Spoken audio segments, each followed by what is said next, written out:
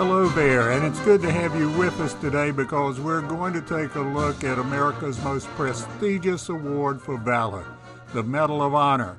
There are currently 3 versions, and I think you're going to find it very interesting to take a look at how it has evolved over the years and the background behind it.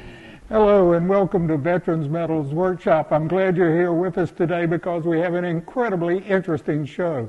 We're going to talk about America's most prestigious medal, the Medal of Honor. It goes all the way back to the Civil War. But wait, and how many variations have there been of the Medal of Honor?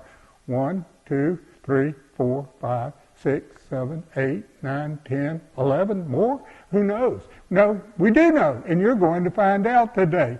We're going to take a look at the history, the symbolism, and all the variations of America's most prestigious medal. I'm Frank Foster, your host, and I want to give special thanks to Medals of America and Fountain Inn, South Carolina, and the Medals of America Press for providing all of the information. So, let's go take a look. I think you're going to find this fascinating.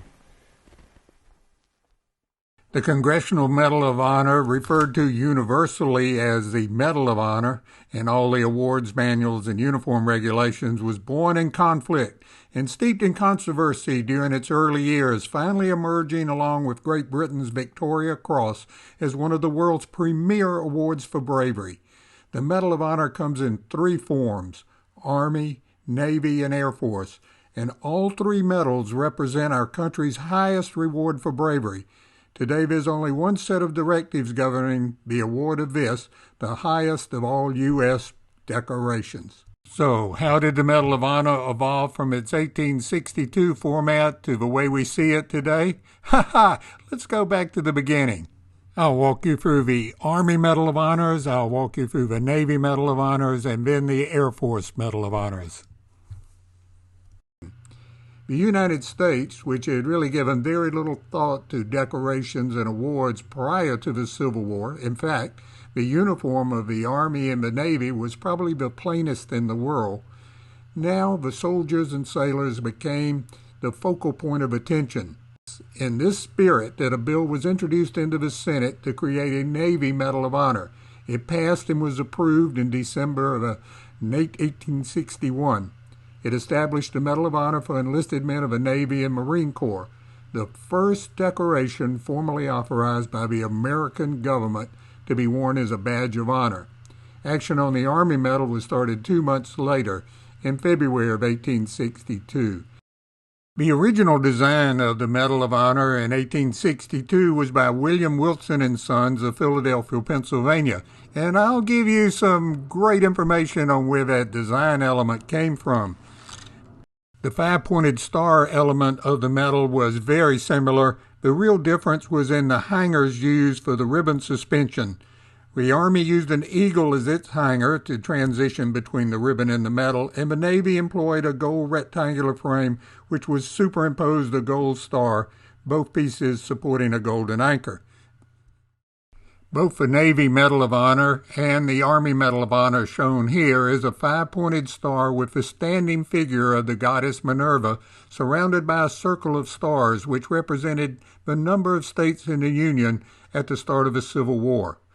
Minerva was a Roman goddess of strength and wisdom in war, and she holds a shield taken from the Great Seal of the United States, and in her left hand she holds a group of sticks representing the lawful authority of the state. With the shield, Minerva is warding off a crouching figure representing the South, or discord, and the figure of discord is holding multiple snakes in its hands.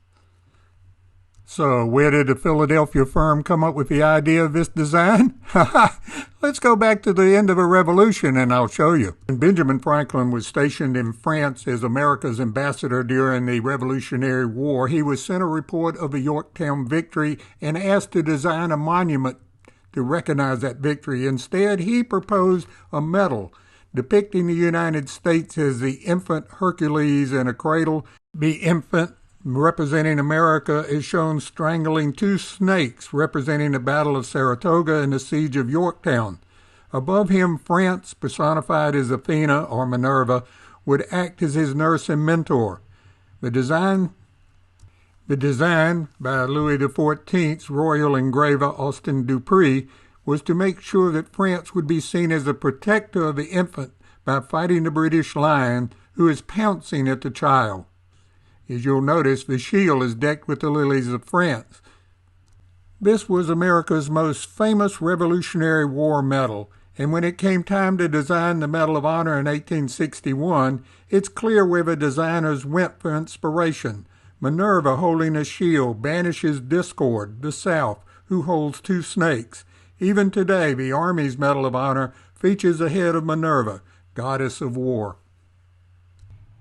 And you can go way back in history, all the way back to 281 BC, to see the image of Athena, the Greek goddess of war, who later became Minerva under the Romans.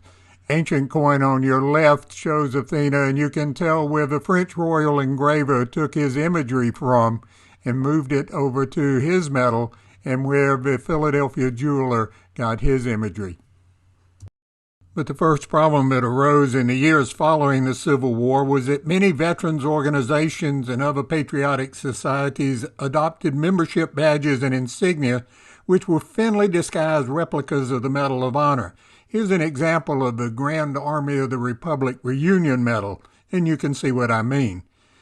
To protect the sanctity of the Medal of Honor, Congress authorized a new ribbon for the Army Medal of Honor in 1896 to clearly distinguish it from the Veterans Association badges. The basic colors of the original ribbon were not changed, but simply altered, and it was a cheap fix that did not really please the recipients of the Medal of Honor.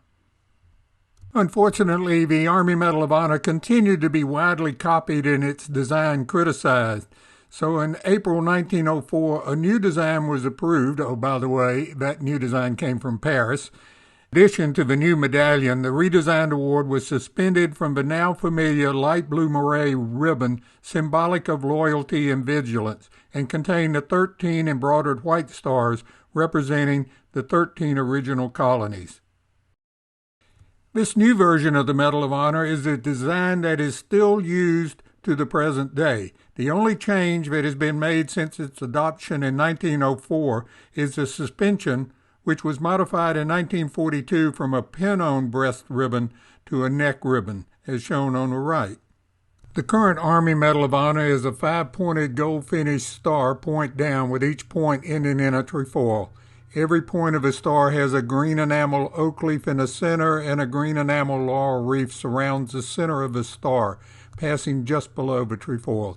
In the center of the star is a profile of the goddess Minerva, encircled by the inscription United States of America with a small shield at the bottom. The star is suspended by links from a bar inscribed Valor, topped by the spread-winged eagle grasping laurel leaves in its right talon and arrows in the left. The star represents each state in the United States. The oak leaf represents strength and the laurel leaf represents achievement. The back of the bar holding the star is engraved V Congress 2, and the rest of the medal is smoothed to permit engraving the recipient's name. There has been a patent authorized the medal now, so it cannot be copied. The Medal of Honor is so prestigious it is almost always presented by the President of the United States. Over the past 80 years, you will see some minor variations of how the medal is manufactured, but these are rather minuscule. And there have been some minor variations of the pad with the stars that the medal is suspended from. Every Medal of Honor is accompanied by a citation which describes the event in which the medal was awarded for. And at such times as when the medal is presented to a family, it is encased as shown here. The Bear from there and I would like to ask you to support this channel, Veterans Medals Workshop, by giving us a like or subscribing. It really helps keep us in business. Let's go back to the show. The Navy Medal of Honor underwent 4 changes between 1861 and 1917. Shown on the left is the first Navy Medal of Honor, and it had a fouled anchor that held the medallion. The second version had an unfouled anchor which held the medallion. The third version went to the Army-style ribbon in 1896 that changed it from the one that was being copied so much. And in 1913, the Navy adopted the light blue ribbon with the embroidered white stars. In 1919, the Navy made a significant change to the design of the Navy Medal of Honor and backdated it to 1917. It stayed in effect until 1942 when the current Navy Medal of Honor was reinstituted. This version was often referred to as the Tiffany Cross since the firm of Tiffany and Company were the designers of the new award. The medal was a gold cross on a wreath of oak and laurel leaves. In the center of the cross was an octagon with the inscription United States Navy 1917-1918. Inside the octagon was an eagle design of a United States seal, and an anchor appeared on each arm of the cross.